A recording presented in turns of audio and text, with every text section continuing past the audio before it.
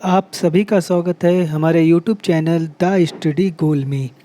और हम जीवन कौशल देख रहे हैं, जिसके अंतर्गत आज हम देखेंगे अभिप्रेरणा, मोटिवेशन। अभिप्रेरणा टॉपिक ये सुपर टेट में, उसके बाद सी टेट में, यूपी टेट में और वीटीसी के अंतर्गत आता है। तो अभिप्रेरणा से हम देखेंगे कि अभिप्रेरणा शब्द की उत्पत्ति किस भाषा में हुई। तो ये लैटिन भाषा में हुई। किस शब्द से हुई? तो मोटेम शब्द से हुई। तो अभिप्रेरणा की उत्पत्ति किस भाषा में हुई? लैटिन भाषा में हुई। किस शब्द से हुई? मोटेम शब्द से हुई। तो क्वेश्चन बनता है कि अभिप्रेरणा की उत्पत्ति किस भाषा से हुई? तो लैटिन भाषा से। किस शब्द से? तो लैटिन भाषा के मोटेम शब्द से हुई, जिसका अर्थ है उत्तेजित करना या प्रेरित करना। तो अभिप्रेरणा का अर्थ हो गया उत्तेजित करना या प्रेरित करना। वो चीज़ या वो दशा या वो वस्तु जो हमें उत्तेजित करती है या प्रेरित करती है, उसको हम अभिप्रेरणा कहते हैं। तो अभिप्रेरणा के विषय में पहली डेफिनेशन थॉमसन महोदय ने दी कि अभिप्रेरणा छात्र में रुचि उत्पन्न करने की कला है। थॉमसन महोदय ने बताया कि अभिप्रेरणा छात्र में रुचि उत्पन्न करने की एक कला है। अर्थात कि जब हम अभिप्रेरित होंगे, यानी कि जब हम प्रेरित होंगे या किसी से हमें प्रेरणा मिलेगी, तो हमारे अंदर रुचि ऑटोमेटिक उत्पन्न हो जाएगी। जैसे कि हमारे पड़ोस में वर्मा जी, वो सरकारी टीचर हैं, शिक्षक हैं। जब हम उनको देखते हैं तो अभिप्रेरित होते हैं। हमारे अंदर एक प्रेरणा का भाव जागृत होता है कि हम भी शिक्षक बनेंगे, तो हमारे अंदर पढ़ने की रुचि ऑटोमेटिक उत्पन्न हो जाती है। तो अभिप्रेरणा छात्र में रुचि उत्पन्न करने की कला है, ये थॉमसन महोदय ने बताया है। दूसरी डेफिनेशन गुड महोदय की है, जिन्होंने बताया कि किसी कार्य को प्रारंभ करना, जारी रखना, नियमित कर देना अभिप्रेरणा है।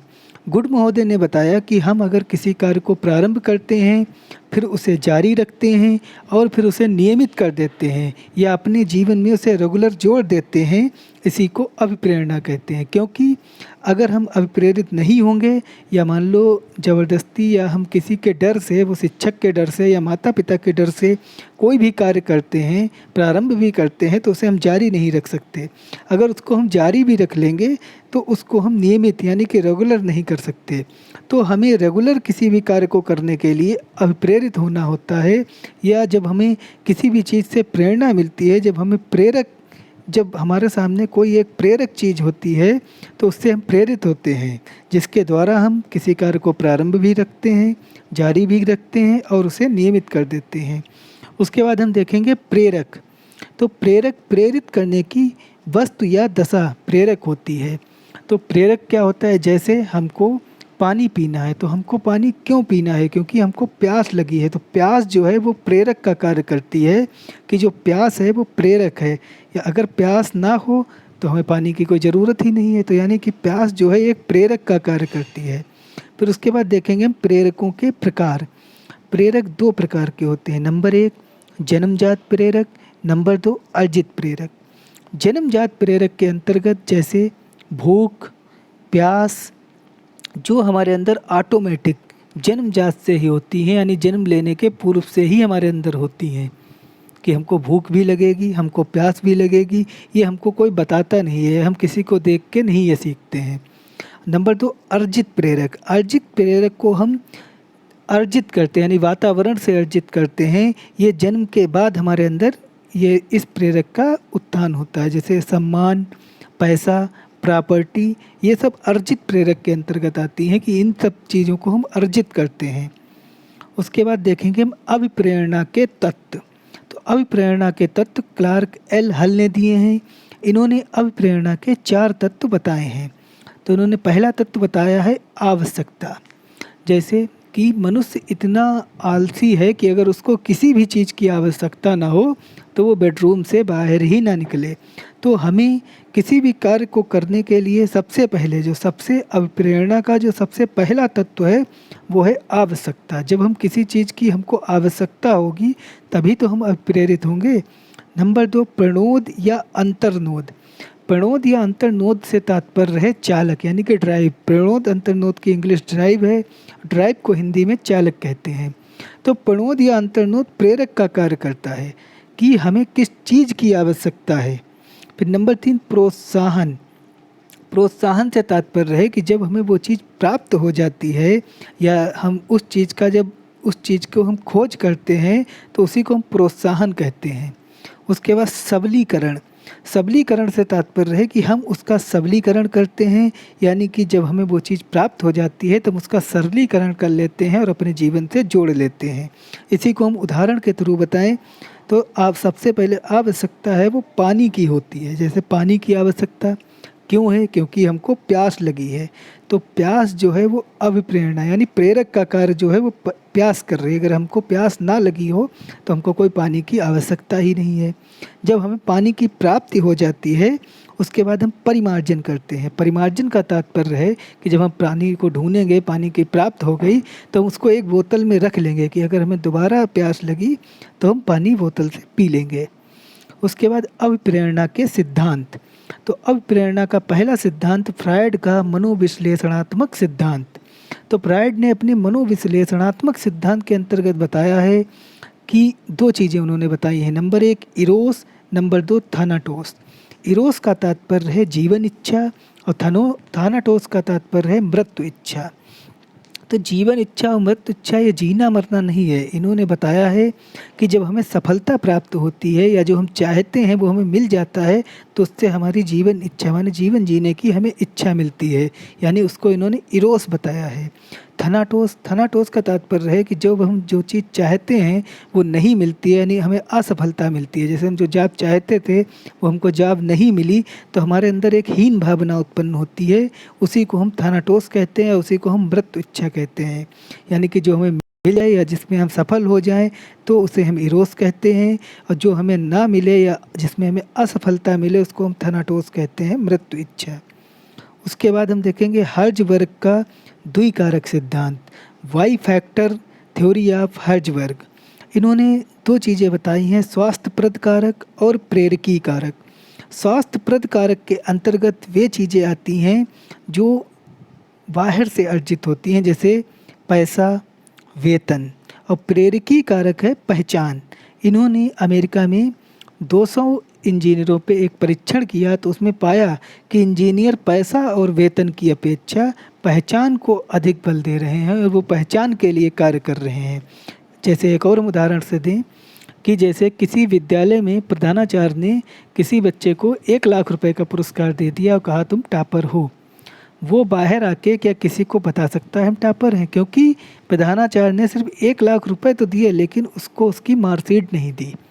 तो वो बाहर जब आके किसी को बताएगा कि हम स्कूल में टॉप किया है, हम टॉपर हैं, तो उससे लोग बोलेंगे कि ठीक है मार्कशीट दिखाओ, लेकिन जब उसके पास मार्कशीट है ही नहीं तो वो दिखाएगा कहाँ से। इसलिए वो बाहर नहीं बता सकता है कि हम टॉपर हैं, क्योंकि प्रधानाचार्य ने उसको पैसा तो दिया है लेकिन उसकी पहचान छीन ली है, और बिना पहचान वो किसी को बता ही नहीं सकता। तो बिना पहचान मनुष्य का कोई अस्तित्व ही नहीं है, क्योंकि अस्तित्व होने के लिए या किसी को बताने के लिए कि हमने टॉप किया है उसके लिए मार्कशीट का होना बहुत ज़रूरी है, क्योंकि बिना पहचान कोई यकीन ही नहीं करेगा कि ये टॉप किया है। उसके बाद ब्रूम का प्रत्याशा का सिद्धांत, ये डायरेक्ट आता है कि प्रत्याशा का सिद्धांत किसने दिया है? ब्रूम ने दिया है। उसके बाद हम देखेंगे बोकस एंड काफमैन का प्रोत्साहन का सिद्धांत। तो बोकस एंड काफमैन का प्रोत्साहन का सिद्धांत इन्होंने भी, ये डायरेक्ट आता है पहली बात कि बोकस और काफमैन ने कौन सा सिद्धांत दिया है? प्रोत्साहन का। या प्रोत्साहन का सिद्धांत किसने दिया है? बोकस एंड काफमैन ने दिया है। और बोकस एंड काफमैन ने बताया है कि जब हमें सफलता प्राप्त होती है तो हमें धनात्मक प्रोत्साहन मिलता है, और जब हमें असफलता प्राप्त होती है तो हमें ऋणात्मक प्रोत्साहन मिलता है। और ब्रूम के प्रत्याशा सिद्धांत में ये डायरेक्ट ही आता है। फिलहाल इसमें ये बताया गया है कि जैसे हम 2 घंटे कोई वर्क कर रहे हैं और उसमें 50% कार्य हो रहा है, अगर हमारा लक्ष्य 80% का है तो हमको 4 घंटे वर्क करना पड़ेगा। इसी को ब्रूम का प्रत्याशा सिद्धांत कहते हैं। फिर मैकग्रेगर का XY सिद्धांत। तो मैकग्रेगर ने XY सिद्धांत में अपने बताया है कि जैसे X सिद्धांत से तात्पर्य है शिक्षक केंद्रित, यानी शिक्षक पहले ये सोचता था कि बच्चा आलसी है और दंड के बगैर नहीं सीखेगा, मतलब तानाशाह, वो एक अपने आप को तानाशाह समझता था कि बच्चों को बिना दंड दिए नहीं सिखाया जा सकता। और वाई जो है वो वाल केंद्रित है। वाल केंद्रित से तात्पर्य है कि बच्चा खुद सीखता है, उसको सिर्फ मार्गदर्शन देने की ज़रूरत है, अर्थात उसको सिर्फ मोटिवेट करना है, वो खुद सीखेगा। तो एक क्वेश्चन बनता है कि मैक ग्रेगर के एक्स सिद्धांत के अंतर्गत क्या आता है, तो शिक्षक केंद्रित, या वाई सिद्धांत के अंतर्गत क्या आता है, वाल केंद्रित, या बच्चा खुद सीखता है, सिर्फ उसको मार्गदर्शन देने की ज़रूरत है, ये एक्स वाई के किस सिद्धांत के अंतर्गत आता है, तो वाई सिद्धांत। उसके बाद हम देखेंगे मैस्लो का पदानुक्रमित सिद्धांत। ये डायरेक्ट आता है कि पदानुक्रमित सिद्धांत किसका है, तो मैस्लो का है ये। उसके बाद देखेंगे इसमें मैस्लो के पदानुक्रमिक सिद्धांत में जो सबसे ज़रूरी है वो है जैविकी मांग। जैविकी मांग के अंतर्गत वे चीज़ें आती हैं जो हमारे जीवन जीने के लिए प्राथमिक चीज़ हैं। ये जैविकी मांग को कहेंगे प्राथमिक मांग भी, जो जीवन जीने के लिए जिनकी प्राथमिकता है, जैसे भोजन, पानी। क्योंकि जन्म लेने के टाइम सबसे पहले हमें भोजन और पानी की ही ज़रूरत पड़ती है। उसके बाद सुरक्षा मांग। सुरक्षा मांग में दैहिक सुरक्षा, वो शरीर से जुड़ी सुरक्षा हो, या आर्थिक सुरक्षा यानी कि रुपए पैसे प्रॉपर्टी से जुड़ी सुरक्षा हो। नंबर 3 सामाजिक मांग। सामाजिक मांग के अंतर्गत परिवार, मित्र, यानी कि जब हम जैविकी मांग हमारी पूरी हो जाएगी, सुरक्षा मांग पूरी हो जाएगी, उसके बाद हमें सामाजिक मांग की आवश्यकता पड़ती है, यानी परिवार, मित्र, रिश्तेदार, शादी, बारात, ये सब हमें ज़रूरत पड़ती है। जब ये सब होने के बाद फिर हमें सम्मान की ज़रूरत पड़ती है, यानी कि पहचान की। हमें इस दुनिया में अपनी अलग पहचान बनानी है, हमें इसकी चिंता होने लगती है। और जो सबसे अंतिम है वो साधारणीकरण या आत्मसिद्धिकरण।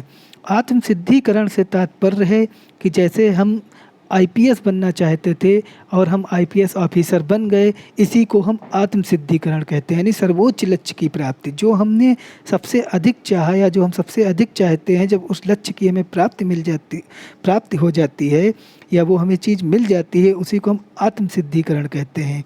तो पूछा जाता है कि मैस्लो के सबसे निम्न स्तर पर या सबसे ज़रूरी स्तर पर क्या है, तो जैविकी मांग, और सबसे उच्च स्तर पर क्या है, तो आत्मसिद्धिकरण। क्योंकि आत्मसिद्धिकरण में मनुष्य को वे चीज़ें प्राप्त होती हैं जो वो सबसे अधिक चाहता है। उसके बाद आज का टॉपिक ये अभिप्रेरणा इतना ही था, जो फैक्चुअल था या जो परीक्षा की दृष्टि से इम्पॉर्टेंट था, वो सब कुछ हमने कवर कर लिया है। और ये जीवन कौशल का अत्यंत महत्वपूर्ण टॉपिक है। ये यूपी टेट, सी टेट, उसके बाद बीटीसी में भी आता है, और सुपर टेट में तो जीवन कौशल आती ही है। अगर आपको हमारा वीडियो पसंद आया है तो लाइक करें, सब्सक्राइब करें और हमसे जुड़ें। इसके बाद नेक्स्ट वीडियो हम संवैधानिक एवं मानवीय मूल्य का देंगे। Thank you.